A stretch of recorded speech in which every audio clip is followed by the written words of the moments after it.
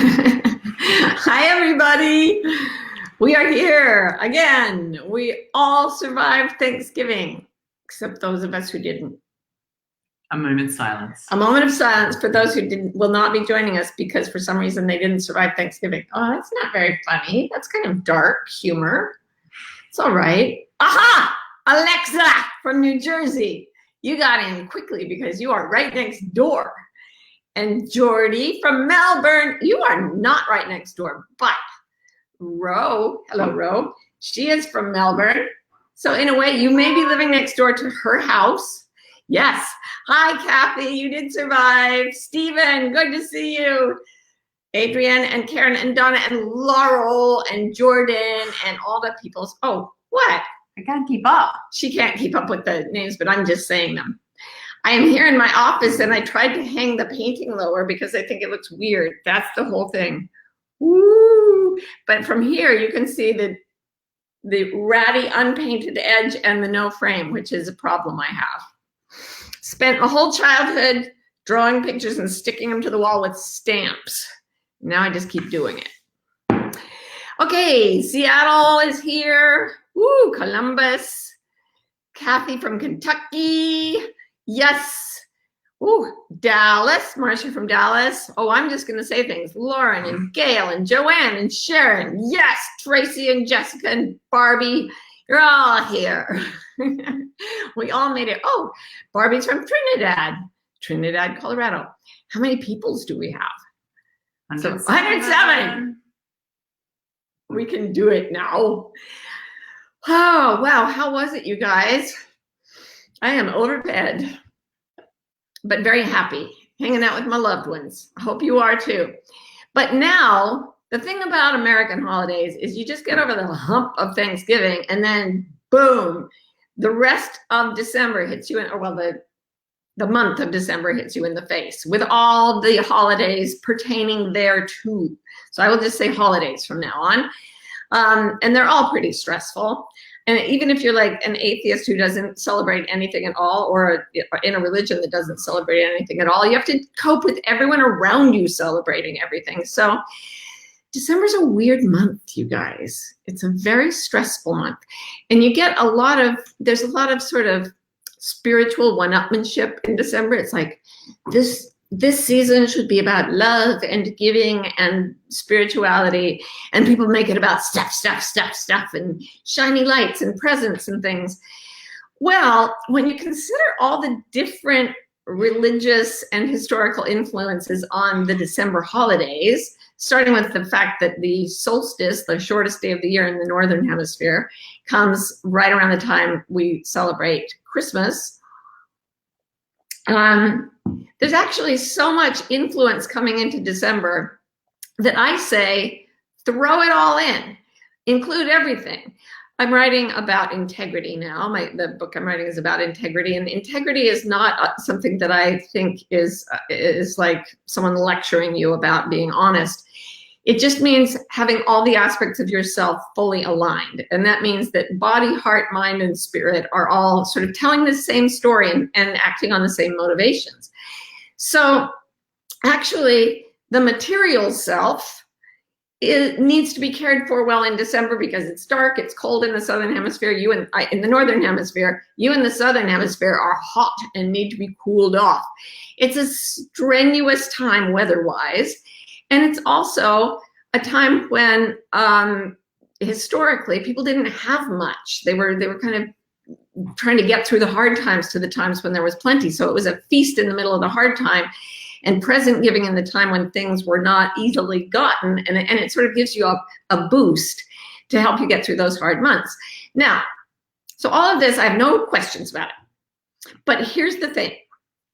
Given that your body and your heart and your mind and your soul are all supposed to be working together at this time of year, those who have influence on the body mind, if you include the brain, will be working very, very hard to take advantage of you this season.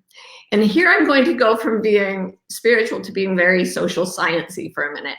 There are at least 3 things that happen to your brain that make you an easy target for marketing and sales, especially at this time of year. And your brain can get so jumbled with these things that it takes you away from the joyousness that is meant to be part of this season and into brain lock, fatigue, stress, various types of exhaustion. And all of these will come at you. And I wanted to talk about the three of them because you know how I'm always saying, if you meditate or if you do centering prayer or whatever, you develop the part of the self that is watching the other self work. And it's the part of you that is watching that never gets hooked by mood swings or by other people punching your buttons or whatever.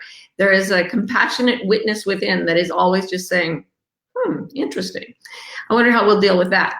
So I want your witnessing self to come in and watch three things happening to you this December. The first one I call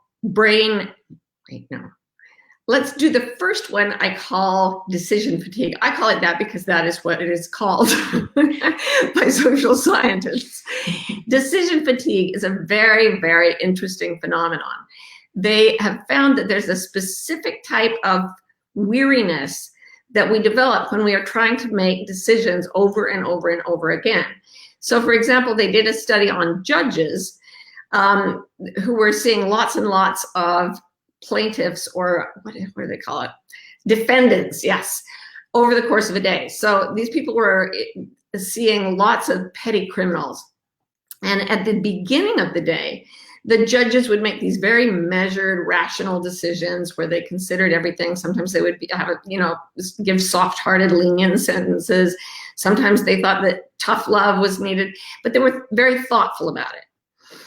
However, once they got to lunch, they were so tired of evaluating options that they just started sending everyone to prison because the brain just can't do it at a certain point.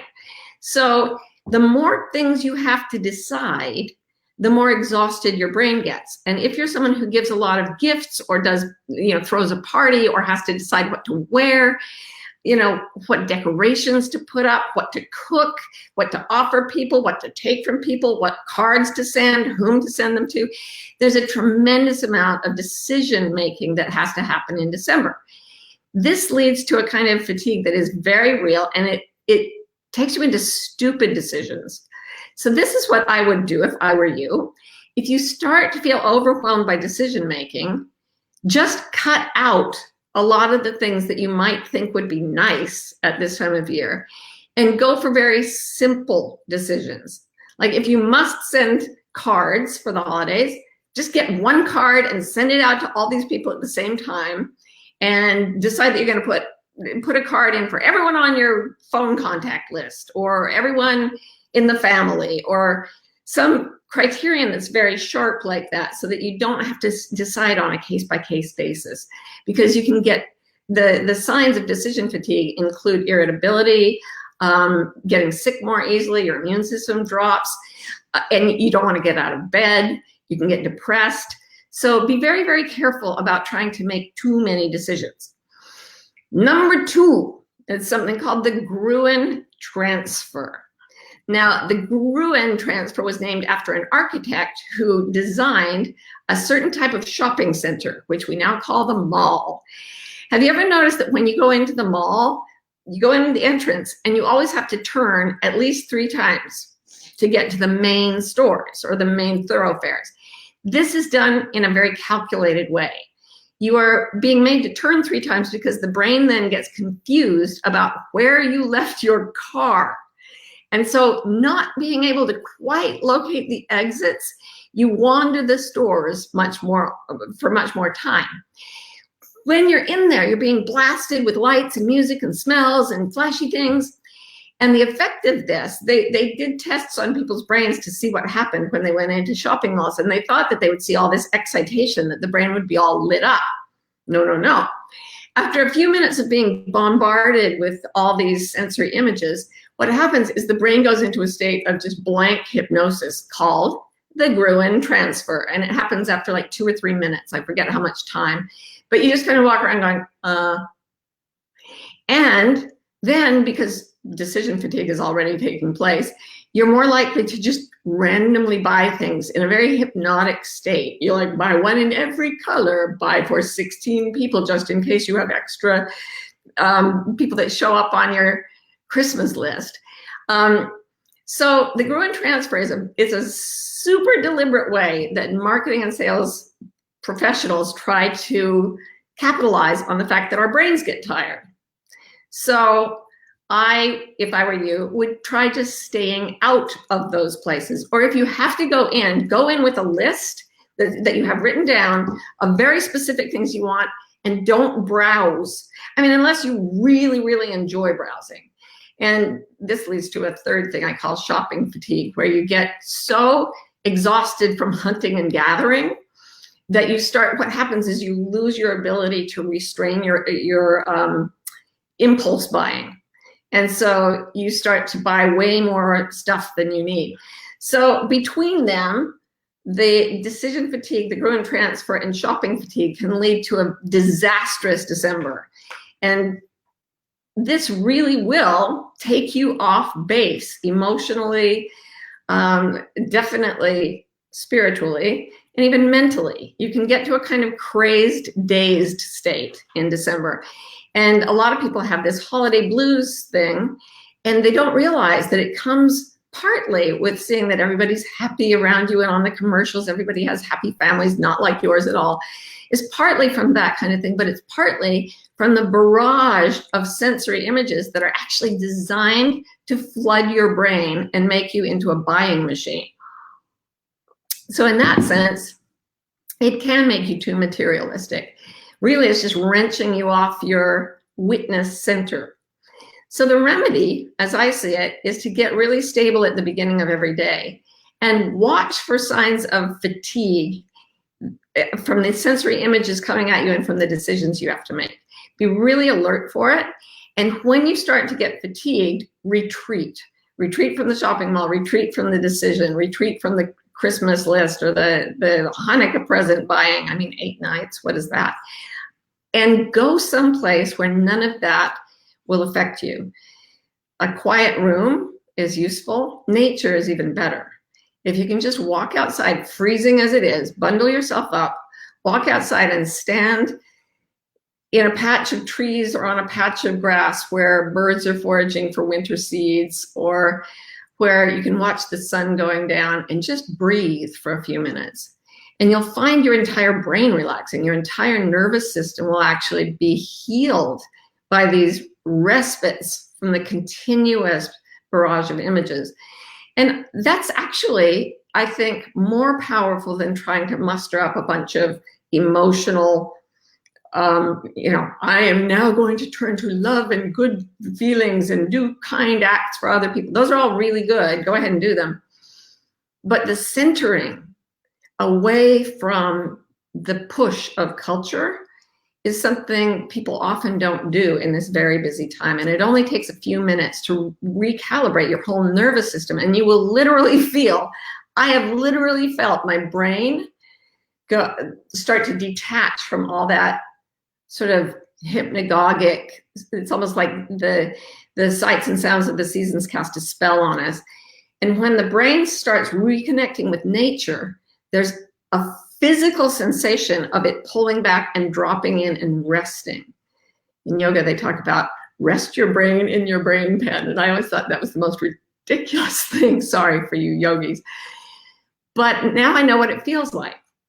It's when you reconnect yourself to the trees, the earth, the sky, the snow, the branches, and away from all human interaction. And then you get still, and then you can bond heart, mind, spirit, body, and go back centered.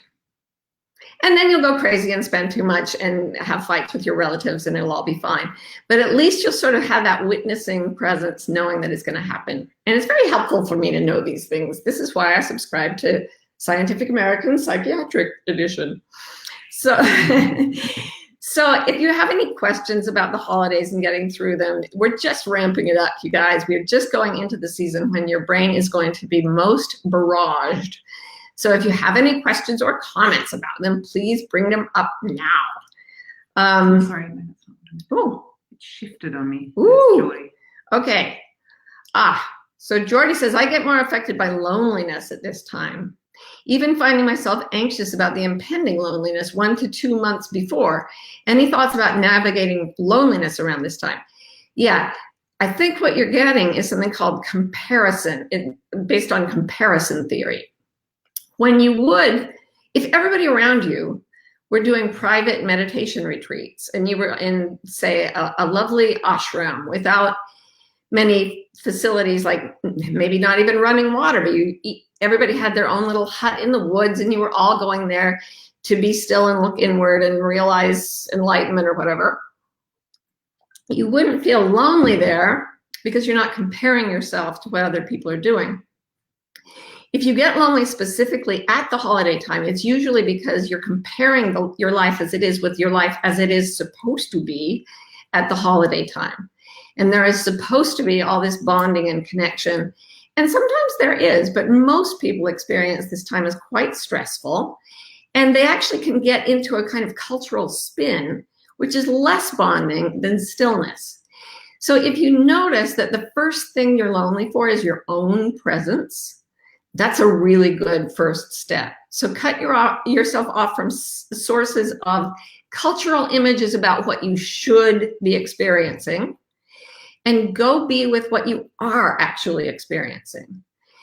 Go connect with a really great book or with one friend on the phone, and you'll find that the richness of that communion can so clear through you if you're not bouncing it off images of what your life is supposed to be like. The fact that you're anticipating the loneliness 2 months ahead of time shows that you're not actually reacting to what's present in the heart. You're reacting to what's going to happen when all those images of what you're supposed to be experiencing come bashing at you.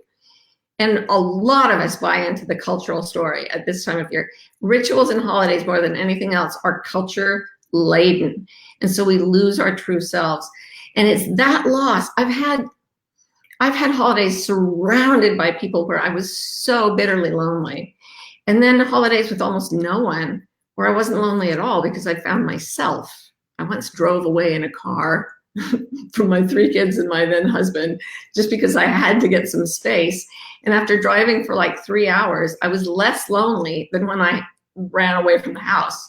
It was, yeah, long story there. He came home from a trip. Everybody had been sick. He came in, he said, I'm sorry, I've got to go to the office. And before he could go back to the car after just coming home from a business trip, I ran to the car in my pajamas, drove away. Because it's kind of lonely having a bunch of little kids around you at holiday time and not getting to be with your own thoughts, your own self. So be present. Yes. Shannon says, do you have any advice about saying no, especially to myself? Oh, yeah. I feel like my whole family needs me to make magic better every year, more special, and more socks too. Yeah, there is more socks every year. And we have to fill them with bigger and bigger and more special things. It's kind of a version of Moore's Law. I mean, Moore's Law says that the speed of computers doubles every year. And so it creates an exponential curve of how fast things are getting more advanced.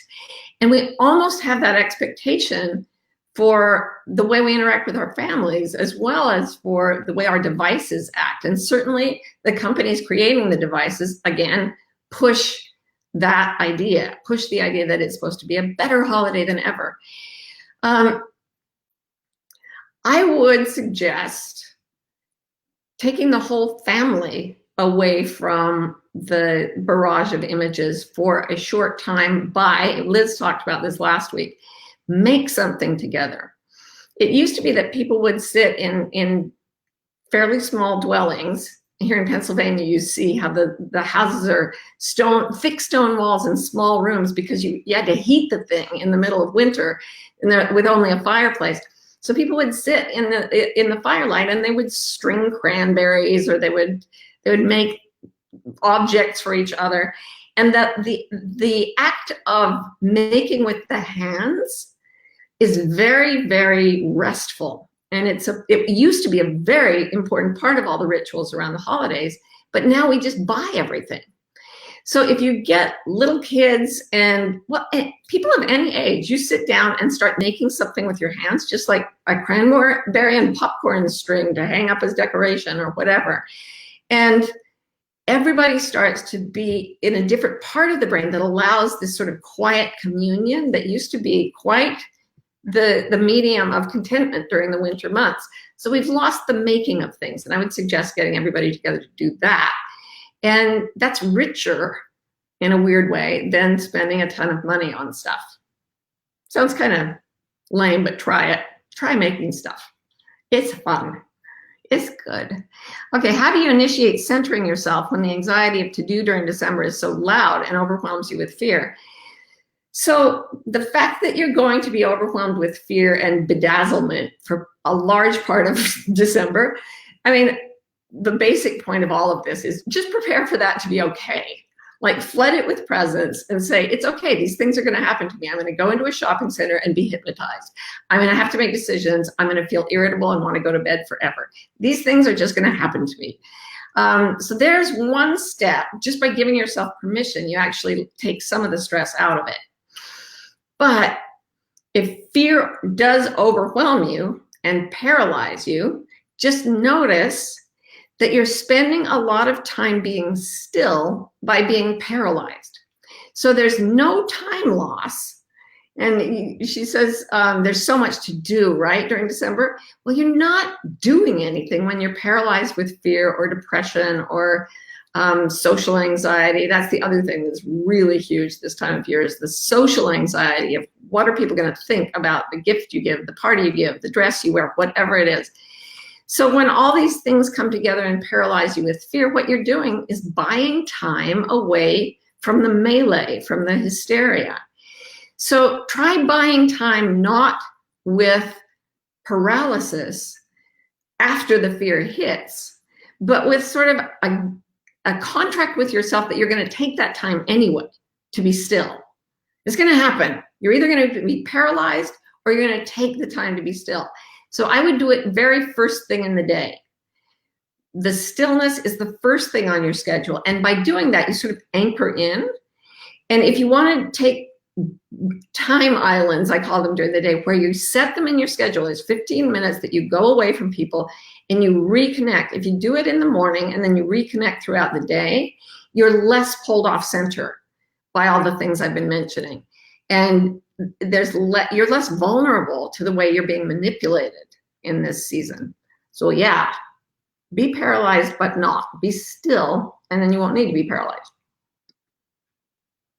So Laurie says, I live rather quietly in the mountains and go back to visit my family living near Niagara Falls. I feel like I walk into pure chaos. How can I manage to stay calm in this storm? Storms of people's energy and just the shift in stimulation.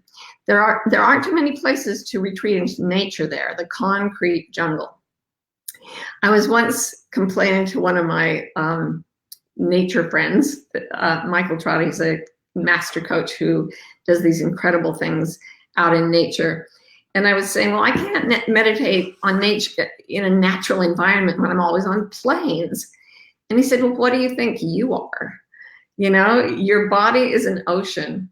Your flesh is a world, and you are 100% nature. In fact, everything around you is made from nature. You just have to notice it more specifically when there aren't a lot of natural environment cues around you. So I tried this little trick that I learned from a friend who is a Navajo medicine man. And it's called the Beauty Way prayer. And it's wonderful to do it in nature, but I would also really strongly suggest doing it in places where you feel like it's chaotic and overwhelming and you kind of hate it, kind of hate everything that's happening. And you do it softly to yourself. It's really simple. Try it first walking outside and then we can take it inside. And it goes like this: beauty before me, beauty behind me, beauty to my left, beauty to my right, beauty above me, beauty below me, beauty within me. So it's 1, 2, 3, 4, 5, 6, 7 directions. And you have to, when you say it, you then look for it. So Right now, if I said beauty before me, I could look at your gorgeous faces on the side of my computer. Beauty behind me, I love the color of gray of this wall. Beauty to my left, there's a Tiffany lamp here. Beauty to my right, there's Rose sitting right there. Beauty above me, I get new appreciation for the ceiling. Beauty below me is a wooden floor, and beauty within me, that takes me into aspects of myself that I may not look at all the time. So I started doing this in weird environments, for example, on an airplane, and then once at a professional basketball game. And it was just blaring and people and screaming and yelling. And I started to say in my mind, beauty before me. And I'd look and find beauty behind me, look and find beauty to my left, beauty to my right, and so on. And as I did that, I dropped into the deepest calm and the most intense experience of beauty that I think I've ever had. And the most extreme beauty was when I was at the professional basketball game. I've written about this. I was there with my son Adam and his friend Joey, who also has Down syndrome. And it was the Phoenix Suns, and the cheerleaders were out there. I mean, it's deafening. I literally wear earplugs when I go to these things, it's very rare. But there were people, the cheerleaders were shooting these cannons with toys and t-shirts and gifts into the audience, and people were like gouging out each other's eyes to try to get them. And it was a classic example of all the things I've been talking about, just absolute chaos, tons of stimulation, way too many people for my liking. I started to do the beauty way prayer and drop into the stillness, beauty before me. I started looking at the basketball players and how beautiful their interaction was, beauty behind me. I started appreciating the color of the lights. And I started doing this, and I was going and going, and I started to get very deeply into a place of stillness that was appreciating the beauty of this whole place. And I got very, very still. And the whole time there's all this screaming and yelling and jumping. And then I noticed something really weird. After about 5 minutes, I noticed a circle of behavior around me in the crowd. Like, I was sitting in the bleacher, and so there were people behind me, there were people all the way down. And there was a ring around us that was coming toward us. It was kind of like people were doing the wave, but in a concentric circle toward where I was sitting with Adam and Joey. And when I started to look at it, I saw what was going on. All these people who had caught the presents that were being shot from the cannons were, for some reason, handing them hand over hand toward Joey and Adam. Joey and Adam were little, and they were short, they were uncoordinated, and they'd been reaching for the presents, but they couldn't catch them. After I started doing this meditation, for some reason, the energy of the place changed, and a ripple of generosity came toward us. And it all kind of came to the center at once. And Joey and Adam had their pick of any of these toys and t-shirts and things. And they each picked out what they wanted, and they were like so delighted. Meanwhile, I'm bawling my eyes out. I'm sobbing, and I'm signing thank you to the crowd. It's too loud to hear anything. And then there were a lot of leftover presents, so people started sharing them with each other and saying, oh, I want this. Okay, I don't need that. And this whole circle of beauty started to just vibrate through the whole crowd. Now, I'm not saying I started that. I think by noticing it, I allowed an energy that was probably being produced by Joey and Adam, to be honest with you. I allowed that into my field of attention, and then it started to connect with other people's fields of attention. So the upshot of all this is you've got tons of mental fatigue coming at you, and you've got every reason in the world to be overwhelmed by the month that we are facing. But if you can go check in with your own true nature and then begin to find the beauty in everything around you and look for it, find it as you watch your mind unscramble, you will actually become a point of stillness that allows the beauty in the season to show more clearly for others. And they'll come down off that manic brain state plateau and get deeply into the things that are most gratifying about this, which is this whole celebration, light coming from dark places, generosity in a time of not plenty, love expressed in 1,000 ways at a time of year when it's not easy to express oneself. And I hope that if we all practice that, I'd love to have discussions between you guys and report back to us or whatever about how your holiday starts to change when you watch from the witnessing place, go into the stillness, and perceive the beauty around you. Really be present instead of looking at all the messages and the lights that are shining at you from the great materialist machine. So that are my thoughts on the holiday. And I hope you give it a try.